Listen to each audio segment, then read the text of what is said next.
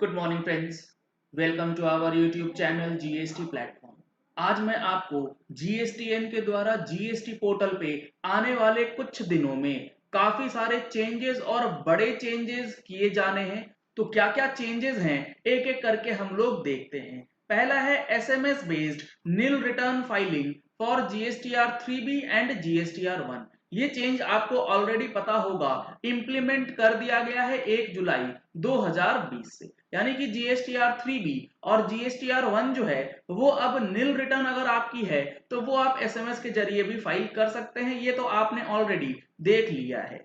दूसरा है GSTR 2A के अंदर एक बहुत बड़ा change, improvement in GSTR 2A to show the status of filing of GSTR1 and GSTR3B by the supplier। यानी कि अब आपके GSTR2A में जो है अभी तक जो दिखता है वो दिखता है कि आपके काउंटर सप्लायर ने, यानी कि जिससे आपने माल खरीदा, उसने GSTR1 को फाइल करा है या नहीं वो स्टेटस तो आपको दिखता है, लेकिन उसने GSTR3B फाइल करा है या नहीं करा है वो अभी आपको नहीं दिखाई देता पोर्टल पे। अब जो चेंज किया जाएगा, जीएसटीआर 1 के साथ साथ जीएसटीआर 3 भी उस बंदे ने फाइल करा है या नहीं उसका स्टेटस भी रिसीवर के जीएसटीआर 2A में रिफ्लेक्ट हो जाएगा। इसका इंपैक्ट क्या पड़ेगा? इसका इंपैक्ट ये पड़ेगा कि आपको अगर कोई एक इनवॉइस जीएसटीआर 2A में रिफ्लेक्ट होता है, उसके सामने अगर जीएसटीआर 1 और जीएसटीआर 3B दोनों स्टेटस फाइल्ड दिखाई जाते हैं तो आप ये कह सकते हैं कि उसने उस पर्टिकुलर इनवॉइस के ऊपर टैक्स भी जमा कर दिया है और अपने जीएसटीआर 1 में भी अपलोड कर दिया है। तो ये जो हम लोग कहा करते थे कि टैक्स जमा हुआ या नहीं, वो कुछ हद तक, जी हाँ फ्रेंड्स, कुछ हद तक वो चीजें क्लियर हो जाएंगी जीएसटीआर 3B का फाइलिंग स्टेटस को देने से। कुछ हद तक मैं क्यों कह रहा हूं? क्योंकि हो सकता है जीएसटीआर 3B उसने नील फाइल कर दी हो, तो इसीलिए कुछ हद तक जीएसटीआर 3B स्टेटस से आप ये पता कर सकते हैं। अगला है to show the status of amendment of invoice with the month of amendment. मतलब अब लेट सपोज अगर आप कोई जुलाई 19 का अमेंडमेंट करते हैं जीएसटीआर 1 में, तो वो जो अमेंडेड डेटा है वो जिस महीने आप अमेंड करेंगे उसी महीने आपके जीएसटीआर 2A में रिफ्लेक्ट होगा। इस चीज को लेकर के काफी ज्यादा डिमांड भी थी कि मंथ ऑफ अमेंडमेंट जो है उसी महीने, जिस महीने अमेंडमेंट हो रहा है उसी महीने उस इनवॉइस को दिखाया जाए ताकि रिकंसिलेशन में दिक्कत ना आए। Providing the details of invoices considered for computation in table 8A of GSTR 9। Most important, जो हमारा जीएसटीआर 9 का टेबल 8A है उसके अंदर इनवॉइस का जो डिटेल्स है वो किस तरीके से कंप्यूट होता है उसका डिटेल्स जो है वो प्रोवाइड किया जाएगा।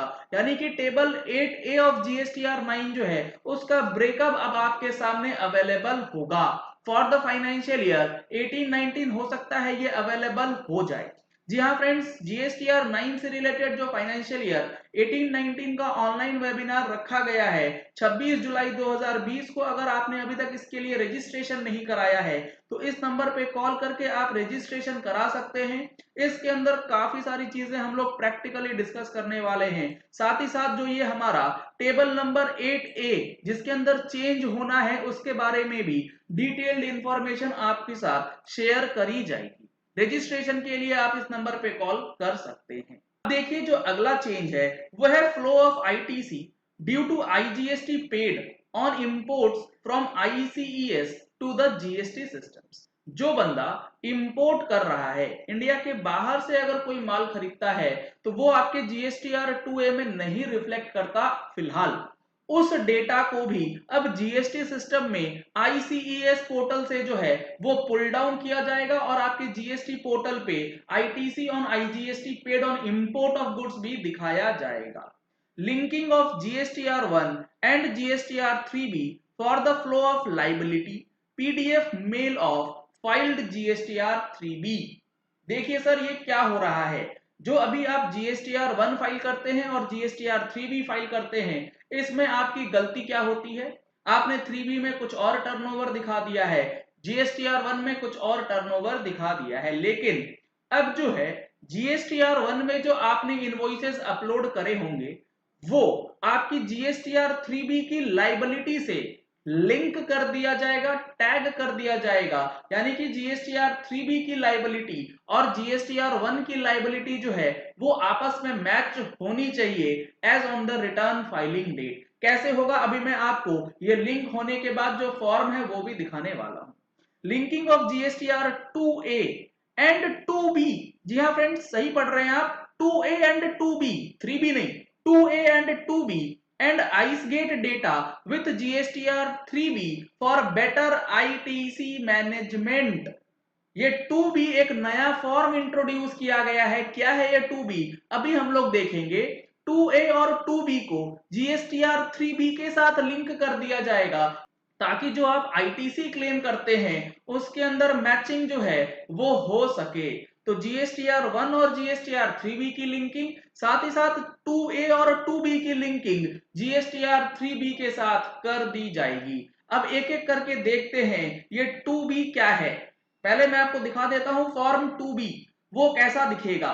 ये मैंने ओपन करा है आपके सामने फॉर्म 2B का होम स्क्रीन। इसके अंदर आप देख रहे हैं तो इस तरीके से डेटा आपको दिखाया जाएगा। आईटीसी अवेलेबल, इसके अंदर क्या क्या हेडिंग्स हैं सर? पहला हेडिंग है आईटीसी अवेलेबल, क्रेडिट में be claimed in relevant headings in GSTR 3B। यानी कि जो जीएसटीआर 3B के अंदर आप आईटीसी क्लेम करते हैं उस आईटीसी को क्लेम करने के लिए आपको 2B से डेटा जो है वो मैच कराना पड़ेगा। 2B में क्या है? All other ITC supplies from registered person, जो हमारा टेबल 4A ब्रैकेट 5 के अंदर आता है। यानी कि नॉर्मल परचेजेस जो हैं, जो जीएसटीआर 3B का टेबल 4A 5 है वो 2B के फिगर से यहां से फ्लो करेगा और वो लिंक रहेगा। Invert supplies from input service distributor वो आपके टेबल 4A 4 ऑफ 3B से लिंक रहेगा। Invert supplies liable for reverse charge वो आपके 3B के लाइबिलिटी वाला टेबल जो है 3.1D उससे 4A3 को लिंक कर दिया जाएगा और वो सारा समरी जो है वो 2B के अंदर दिखाया जाएगा।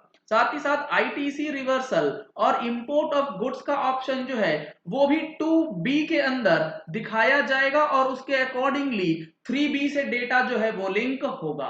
अब 2B क्या है वो एक बार आप देख लीजिए।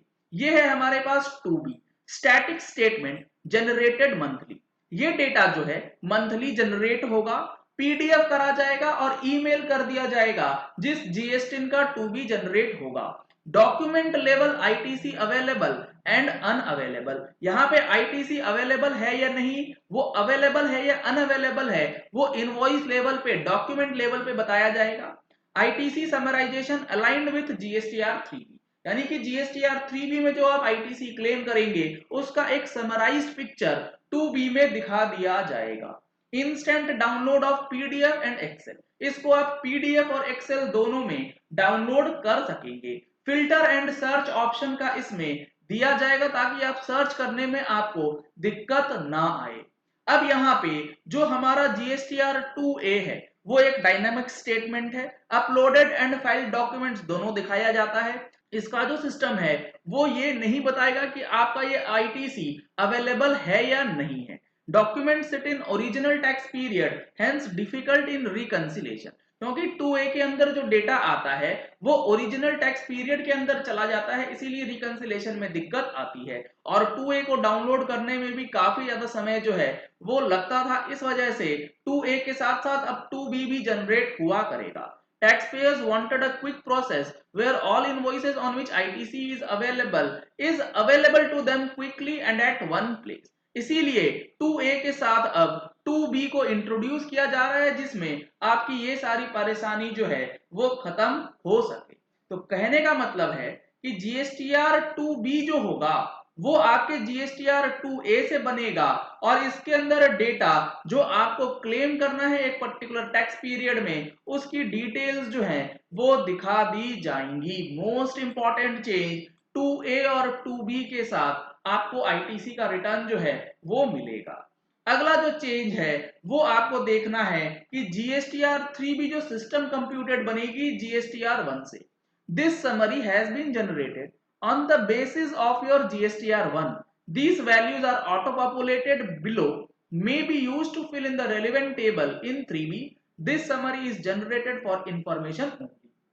यानी कि आपने जो GSTR 1 भरा, उस GSTR 1 के बेसिस पे एक समरी आपको GSTR 3B की दिखा दी जाएगी कि आप लाइबिलिटी टेबल में GSTR 1 के अंदर कौन कौन सा फिगर आपने डाला है और अकॉर्डिंगली आपके 3B में कहां कहां फिगर जाना चाहिए, वो एक पिक्टोरियल PDF आपको दे दिया जाएगा। इसके बेसिस पे आप 3B जो है वो भर सकेंगे। आप चाहें तो उसे एडिट भी कर सकते हैं। इस तरीके से ऑटो पॉपुलेटेड टेबल जो है 3.1 और 3.2 का on the basis of GSTR 1 आपको दिखा दिया जाएगा। तो ये सारे चेंजेस जो हैं जीएसटी रिटर्न्स के अंदर जल्द ही इंप्लीमेंट होने वाले हैं और इन चीजों से आपको अब अंदाजा लग गया होगा कि गवर्नमेंट जो है जीएसटी न्यू रिटर्न की तैयारी में पूरी तरीके से जुड़ चुकी है। ये सारी तैयारियां उन्हीं चीजों की चल रही है ताकि आपको आदत में डाल सके कि आपको किस तरीके से आगे चल के फाइलिंग करना है। तो ये चेंजेस आपको समझना जरूरी है जो कि आपके लिए बेहद जरूरी हो सकते हैं।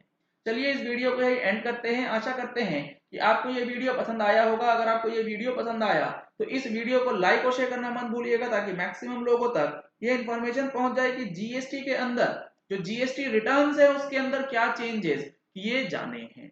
अगर आपने हमारे चैनल पे फर्स्ट टाइम ट्यून इन किया है तो चैनल को सब्सक्राइब करने के लिए नीचे दिए गए रेड कलर के सब्सक्राइब बटन को प्रेस कीजिए। साथ में जो बेल आइकन है उसे भी प्रेस कर लीजिएगा ताकि वीडियोस की नोटिफिकेशन आप तक रेगुलरली पहुंचती रहे। Thank you and have a nice day.